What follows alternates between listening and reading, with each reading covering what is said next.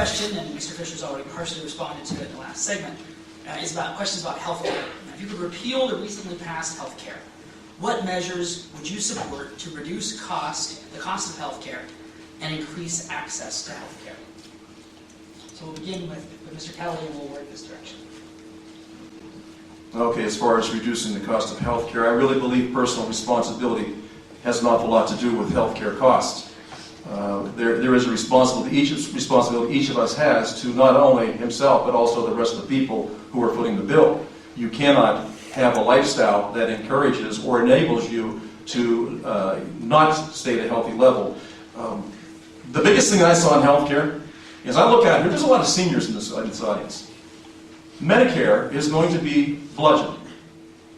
It's going to be $400 billion cuts in Medicare. Now, in addition to that, you folks that have stocks, your dividends now are going to be taxed at a much higher rate. So you get double whammy on this thing.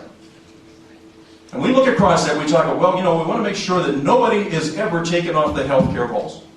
Children up to 26 are allowed to stay on. I'll tell you what, now, for the students in this room, if you're still on your mother and dad's health care system at 26, why did you go to college? There's better policies out there for people who are working.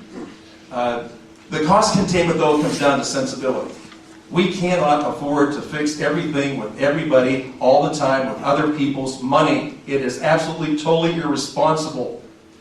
Why we got to this point, I have absolutely no idea, but we live in a world, or we have a government that is addicted to entitlements. Not only entitlements, but unfunded entitlements. So rather than having a strong stomach and looking at people who are not entitled to these things, say, look, there's just no more money, we continue to fund them.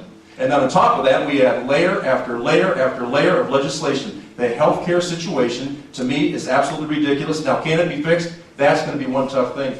Because the only person, now when you think about this, we could all go to Congress and want to change it. There's one guy with a pen sitting in the White House right now that can veto any type of legislation. So as strong-willed as we may be, all the good intentions, I got to tell you, it rests on that guy's shoulders and that guy's hands. I think he's already proven that what's going to be is going to be.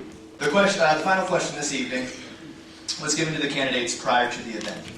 It asked them to make the case as to why they're the most electable candidate in the fall. Andrew, I'm not going to ask you to repeat the question because I look around the room and I think all of us have had it with politicians. I think we've all had it with people who go to Washington saying they're going to represent you, represent your values, represent your core beliefs, and then get seduced somehow once they get inside that beltway.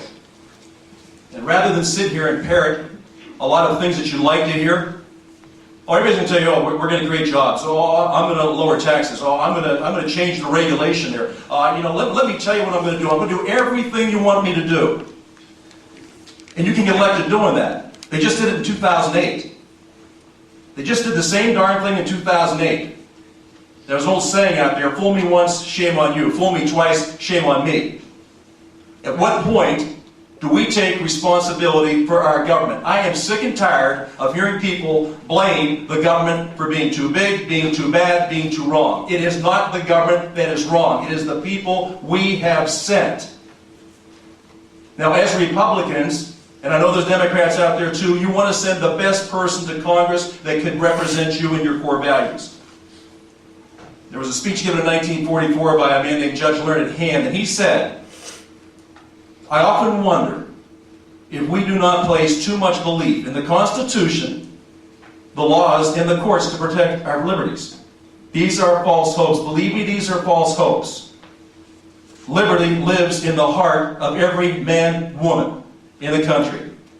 If it dies there, there is no Constitution, there is no law, there is no court that will protect you. Now, I am not going to promise you more than I can perform. My whole life has been about performance. I am in a very competitive business. Everybody in the world can sell you a car. The key is not selling you one car. The key is selling you that next car and the car after that and your neighbor and the neighbor after that. Now, how do you do that? By saying what you mean and meaning what you say. Beating Kathy Dalkemper, and I'm going to tell you right now, there's a danger in the air right now thinking that she's in trouble. They are going to dump stimulus money into this area by the bucket loads. They are going to do a lot of things to make you think that these wolves in sheep clothing are really doing things for your best interest. And I got to tell you something. We are susceptible to easy money.